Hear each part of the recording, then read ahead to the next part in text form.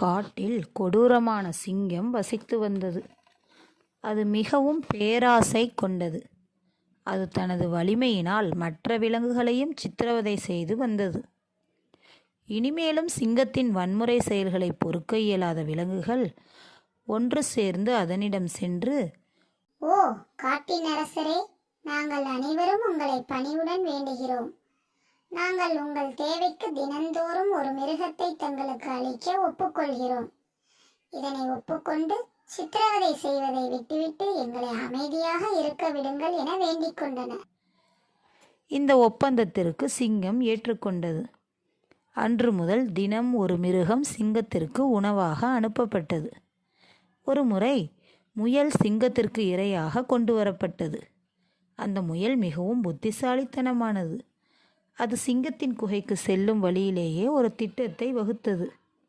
அதன்படி சிங்கத்தின் இருப்பிடத்திற்கு முயல் வேண்டுமென்றே தாமதமாக சென்றது. சிங்கம் கோபத்தில் கர்ஜித்தது. ஏ சிறிய முட்டாளே, நான் உனது வருகைக்காக எவ்வளவு நேரம் காத்திருப்பது? நான் மிகுந்த பசியில் உள்ளேன். நீ தாமதமாக வந்ததற்கு என்ன காரணம் என்று கூறு என முயலிடம் கத்தியது. அதற்கு முயல் மிகவும் சாந்தமான மெல்லிய குரலில், மேன்மை வாய்ந்த தலைவரே, நான் உங்களின் அரசவைக்கு வந்து கொண்டிருந்தேன். வரும் வழியில் வேறு ஒரு சிங்கத்தினால் நான் இழுக்கப்பட்டேன். அதனிடம் என்னை விட்டுவிடும்படி வேண்டிக் கொண்டதற்கு தாமதமாகி விட்டது என சொன்னது. இதனை கேட்ட சிங்கமோ மிகவும் கோபமடைந்து கர்ஜித்தது. என்னது, இக்காட்டில் வேறு ஒரு சிங்கமா? உடனே அதனை எனக்கு காட்டு என்று கூறியது. உடனே முயல் சிங்கத்தை தனது திட்டப்படி அருகிலிருந்த ஒரு ஆழமான பாலடைந்த கிணற்றிற்கு அழைத்துச் சென்றது.